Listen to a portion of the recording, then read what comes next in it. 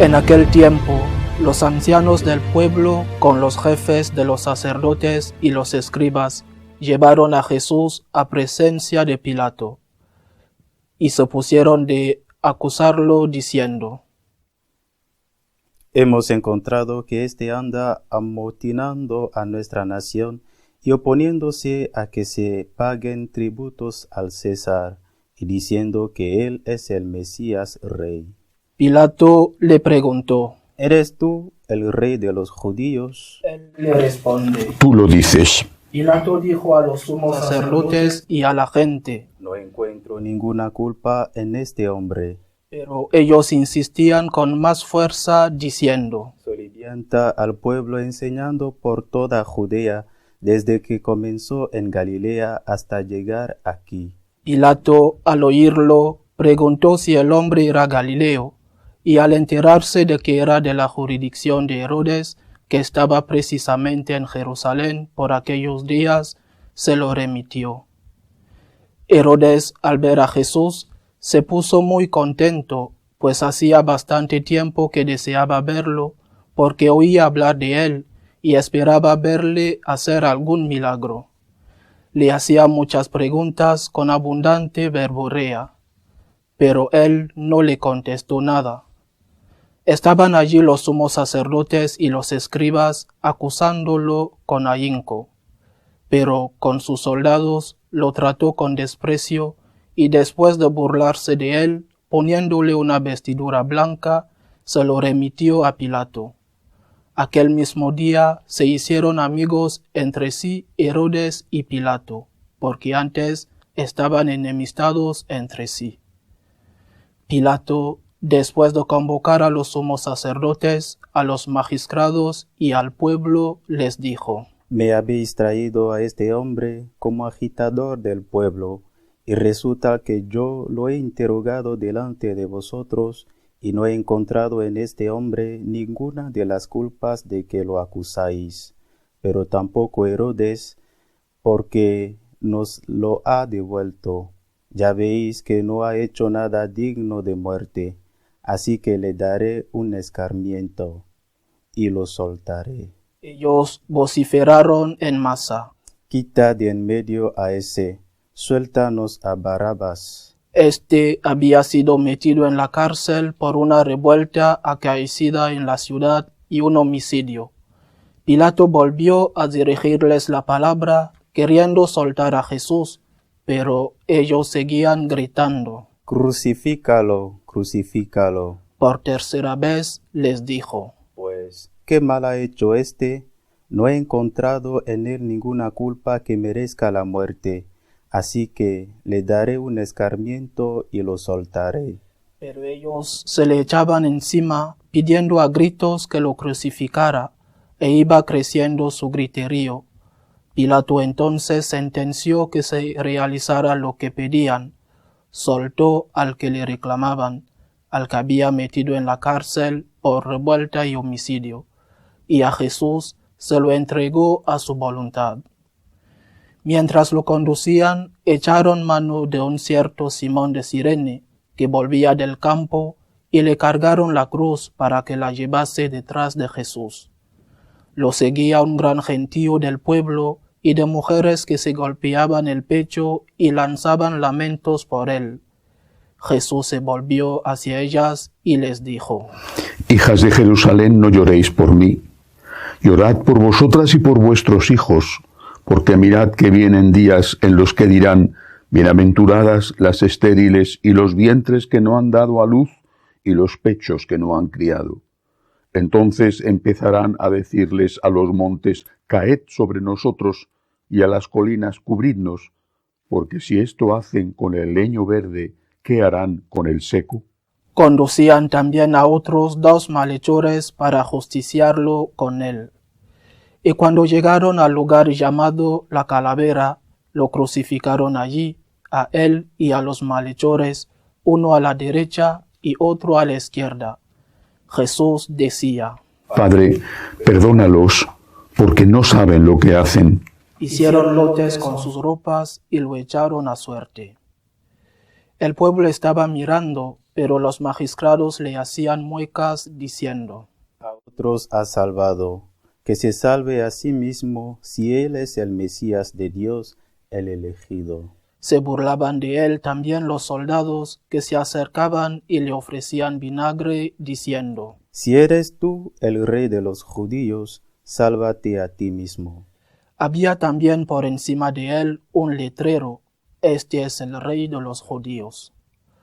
Uno de los malhechores crucificados lo insultaba, diciendo: ¿No eres tú el Mesías? Sálvate a ti mismo y a nosotros. Pero el otro, respondiéndole e increpándolo, le decía: ¿Ni siquiera temes tú a Dios estando en la misma condena? Nosotros en verdad lo estamos justamente, porque recibimos el justo pago de lo que hicimos. En cambio, éste no ha hecho nada malo.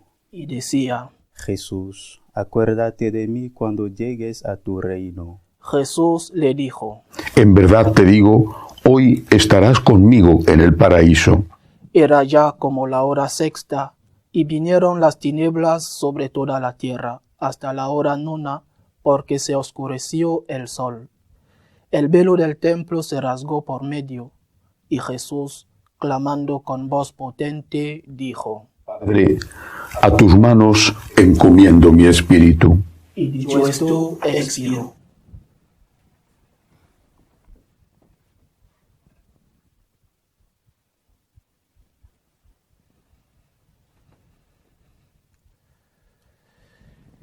El centurión, al ver lo ocurrido, daba gloria a Dios, diciendo: Realmente este hombre era justo.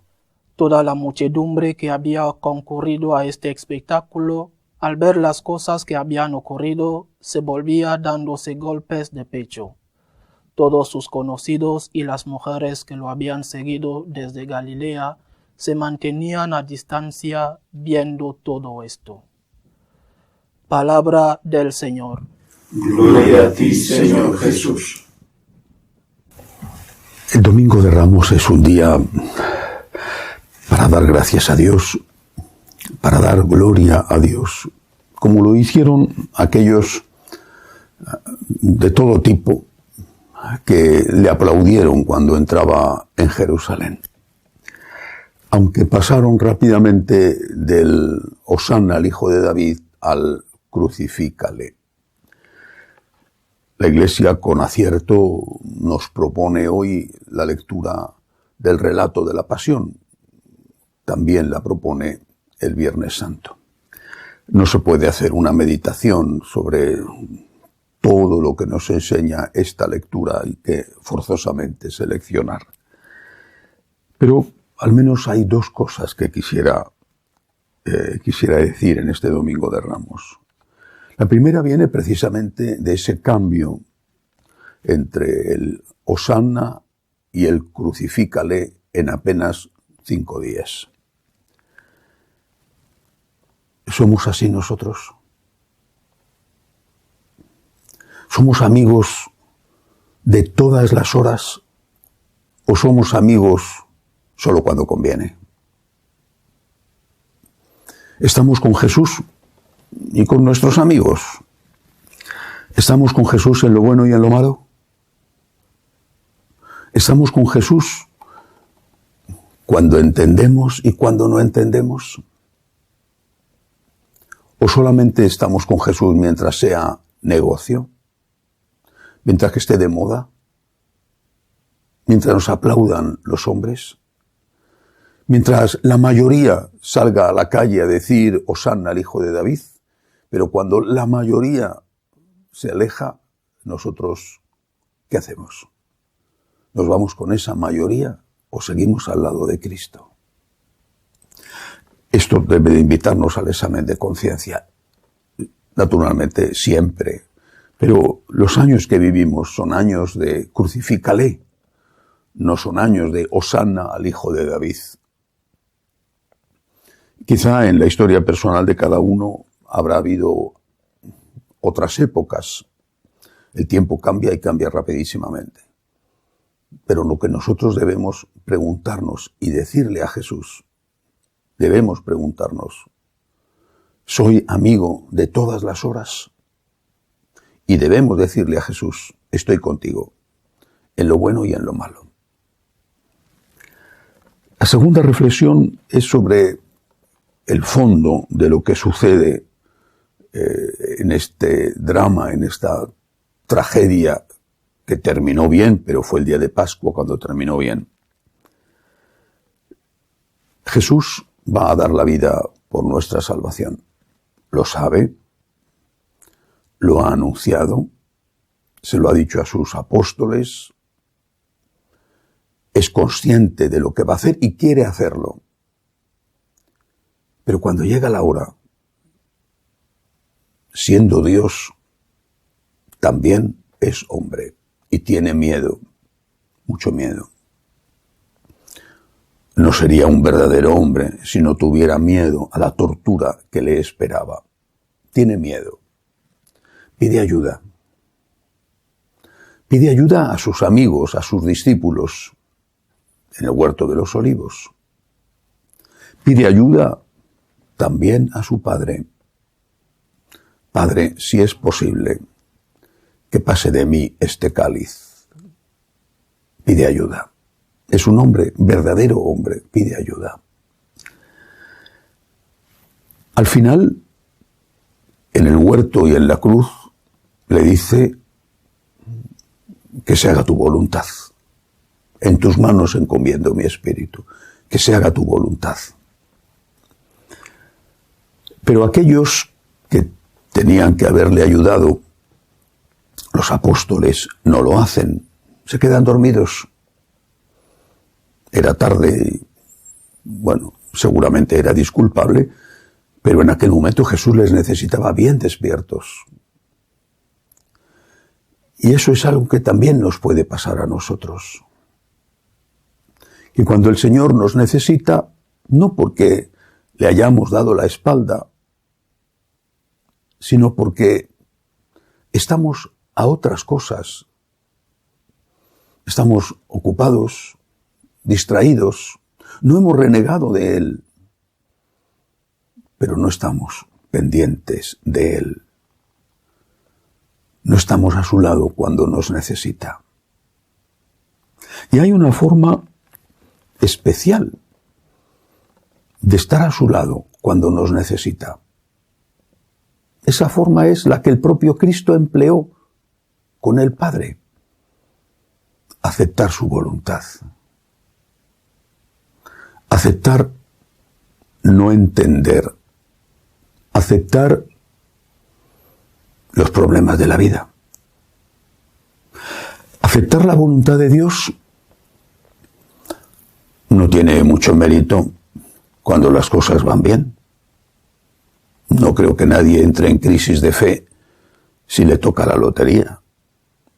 Dice, ¿por qué me pasa esto a mí? Fíjate, y me ha tocado la lotería. Pues no. No sé si darán gracias a Dios o no, pero en crisis de fe desde luego no entran. Entras en crisis de fe si tienes un cáncer. Entras en crisis de fe si no tienes trabajo.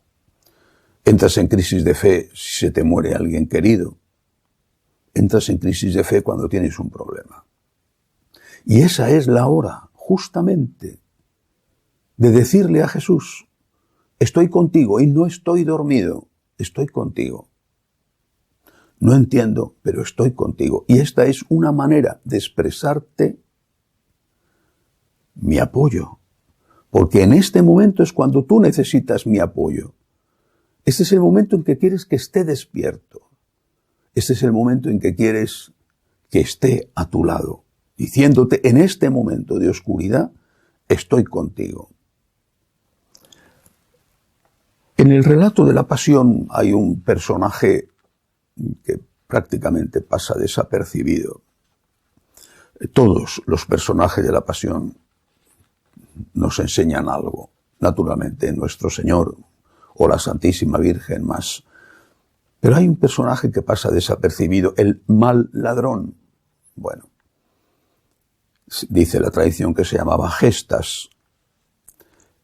El mal ladrón, no sabemos si era ladrón o asesino, porque normalmente los romanos no mataban, no crucificaban a nadie por un mero robo, da igual.